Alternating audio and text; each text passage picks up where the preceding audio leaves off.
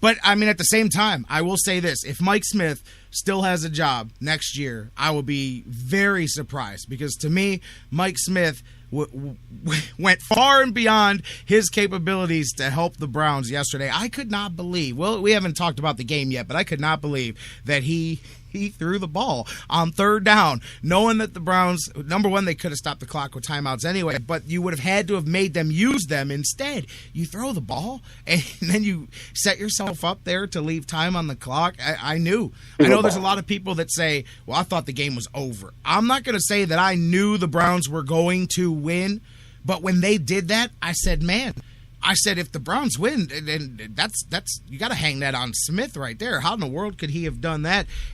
But I did. My gut told me that the Browns were going to come down and do that, simply because when it's like when the graphic pops up on the screen and then the very next play it happens again.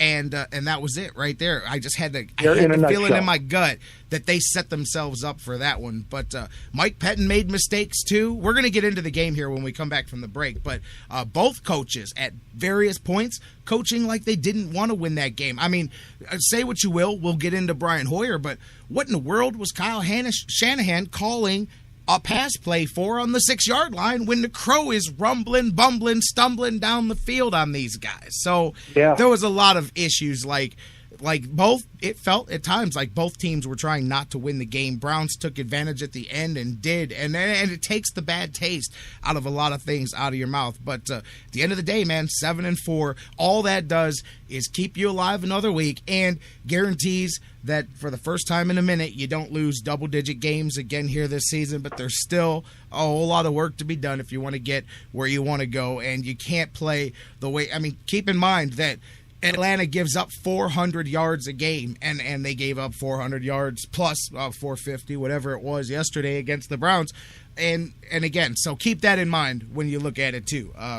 There's a lot. Hey, I'm happy you were able to go down on the road and win. Absolutely. I mean, that, and don't take that out of it too. Although, did you guys notice on TV? I don't know how much of a road game that was, because there sure seemed to be a lot of Browns fans, at least from the TV. Browns fans. There sure seemed to be a lot of Browns fans in the stadium down there in Atlanta. I know there's a lot of Cleveland folks that live down there. We actually have Atlanta's top 10 on our list of cities outside of Cleveland that listens to the show. Big fan base. Yeah, there's a ton of Cleveland fans down in that Atlanta and outside of Atlanta area there. So it does make sense to me. But, man, yeah, they were woofing and barking and hollering. So there we go, man. And so, Big Bob, where you at, man, before I get to the break? Browns, good victory there. Cavaliers are what they are. Ohio State, Michigan. Do you think the Buckeyes go take care of business this week against their rival? It's rivalry week across football. Absolutely, on top of being Thanksgiving. Ohio State's going to take care of business. I'll tell you what. I'm going to talk about it a little bit later on. But Dan Wismar, when he joins us, sent me an article from the Michigan Daily, and it was a column for today setting up, talking about the game this week. And it's just funny because you know that it's not a good week for your team when the newspaper articles start with things like, you should understand that this year's game doesn't mean anything. Get a kick out of that. That's in the first paragraph. So that's letting you know that they're already priming the fan base going, look, let's not get all fired up. It's like Browns and Steelers over the last 15 years, when the team is just beating your brains in time and time again. Although, hey, the fan base and the Buckeyes slept on Michigan last year. We saw what happened, and this is rivalry week. To me, I don't care if you're talking Browns, Steelers, if you're talking about Yankees, Red Sox, whatever it is, rivalries always throw what the paper says out the window because you never know what could happen. You've got emotions, right. You've got fans, you've got always that X you know what I factor. mean? And don't forget, Michigan is in a state of flux. They would like nothing better than to end a miserable season for them, which will probably end without a coach and all of that stuff, by tanking the Buckeyes' playoff opportunities too. So I do want to preface it with all of that as well, because that they live for that. You know what I mean? But at the same time, when they're right off the bat telling you that this game doesn't count, then that just kind of lets you know what kind of week it is for that game. Right, absolutely. But Ohio State, the Buckeyes aren't going to let their fans down. Not on not I'm on with this particular weekend. Not at all. I'm with you. Big Not Bob, at my all. man. But I'm hey, up against it. I got to get back to to our Cleveland Browns here, and I'll tell you what a great opportunity for these young 5, 6, 7, 8, 9-year-old Cleveland Brown fans who watch the game with their parents, with their grandparents, to come in on a winning football organization. All right, these youngsters are going to know what a winning football organization is now. Well, and this is what the Browns have brought to the table as of November 24th, 2014. No turning back now. And that top dog, Mike Pettin, I'll tell you, I keep saying this over and over again, it is just unbelievable what him and his coaching staff has done to this Cleveland Brown organization. I'm truly, without words. I just can't believe how well we have played in these 11 games. Big Bob. No turning back, and that's all these rookies know now. These rooks and these players that have come in from other teams. Now they know what a winning organization is, and it's about time for our Cleveland Browns. I'm with you. Bob, got to let you go, my man. Thank you for the call. All right, brother. Have a good one. You got it. He's got a point, though. Now, there's a lot of work left to be done this season. Let's not act like it's a finished product. But he does have a point as far as there's no backstepping now. And what I mean is you can't lean on the past. And you're going to have, Bob is far from the only person that feels that way. I get what he was trying to go with that is, once you have righted the ship, once everybody's written their articles this offseason about how the trend of losing has been stemmed or whatever, you know what I'm saying. Once that narrative is played out, you can't go backwards. You can't jump back into it. If things fall apart next season, beyond, you can't go, well, that's the way it's always been. No, because you yourself and the media and whoever it is has clarified that they have broken past that in the past. So you can't, and that's a good thing, because being able to fall back into that, well, blah, blah, blah, this is Cleveland and it's the culture of losing and all of that, easy to fall back on. And so break that. Now, when you fall, but now it looks a lot uglier, because instead of it just always being Cleveland and you just kind of slip out of the blame yourself, you'll be front and center of that thing. Let's talk about that. Let's talk about the Browns front and center tomorrow as they get the victory at the last second. Billy Cundiff, he scored some fantasy points for some people yesterday. Billy Cundiff gets the field goal through to win the game.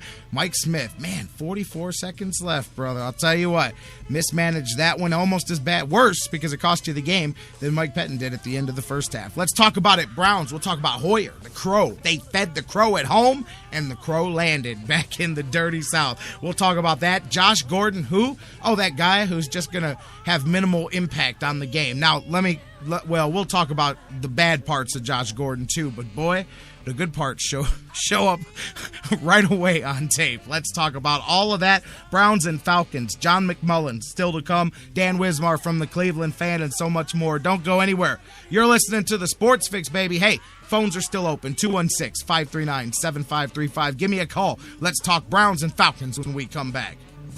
I feel good. I knew that I would.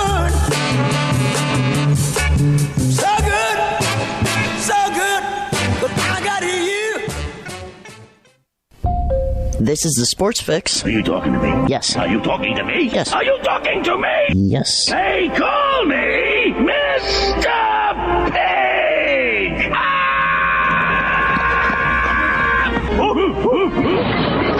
We'll call you whatever you like, as long as we can call you a fan of the Sports Fix. Sports Fix listeners, you've heard me talking about it. Millionaires being made all season long at DraftKings.com, America's favorite one-week fantasy football site. I've been playing there too. It's now J-Rock's favorite one-week fantasy football site. What's one-week fantasy football? That means no season-long commitments. Play whenever you want. Have a player who's hurt? That's no problem at all because you change everything week to week. Injuries don't derail your chance at victory. It's a new season every week. You're never stuck with the same players. You can pick your team in just minutes and be on your way to winning huge cash. This season, one listener turned $10 into $5,000. Another turned $2 into $10,000. And a new millionaire has been crowned nearly every week this season at DraftKings.com. You could be next. Imagine winning $1 million in one day. $1 million just for playing fantasy football at DraftKings.com. Head to DraftKings.com now and use promo code Spreaker to play for free in the $10 million Fantasy Football World Championships. DraftKings.com. Bigger events, bigger winnings, bigger millionaires. Enter Spreaker now at SportsFix listeners, like us on Facebook today. Facebook.com/TheSportsFix. Fantasy sports lovers, you put so much time, hard work, and effort into playing week to week that it quickly stops being a fantasy and starts getting real. And when the smoke clears, you want to show off those victories with a real prize. I mean, a really real prize. Nobody does that like Fantasy Jocks. The crew over at Fantasy Jocks have beautiful, high-quality, and heavy-duty championship belts, rings, trophies, and so much more for all your fantasy sports needs. There's literally only one place to go. FantasyJocks.com.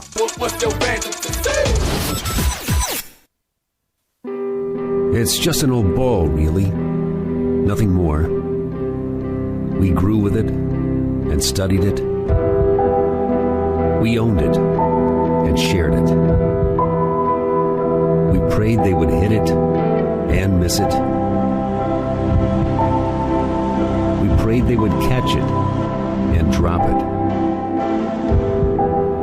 We wanted it to bounce and fly, speed up and slow down. We prayed it would come to us, and we wanted to give it away. We have watched it weather storms and bask in the sun. And it's always right here in our hands.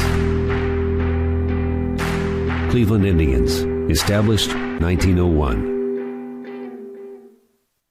Hey everybody, this is Jerry the King Lawler from WWE, and you're listening to the Sports Fix.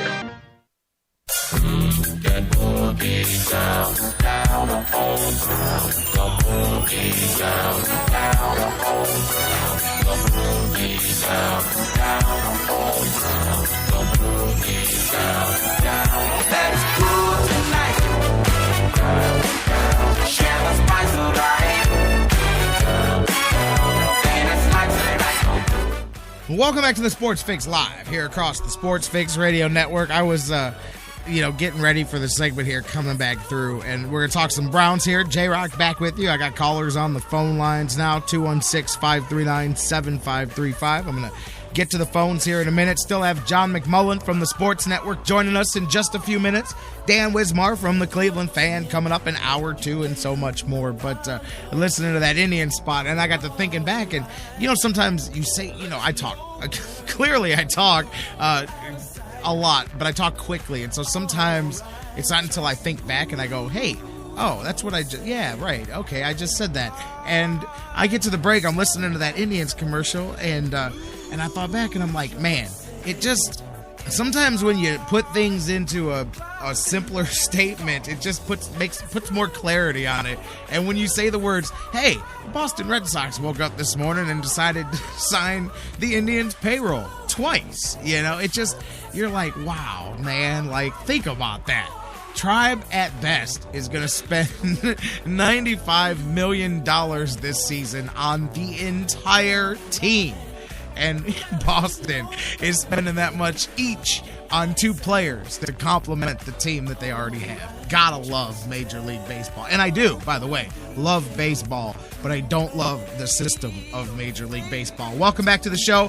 We're not talking baseball right now. We're talking Browns, Falcons, and against whatever you want to say, against reality, against hope, against whatever, the Browns win that game at the end when they had every reason not to. Brian Hoyer, very unaccustomed. Say what you want, whether you're a Hoyer guy or not. The one thing that he doesn't do is turn the ball over to the other team in the majority of the cases. That's the biggest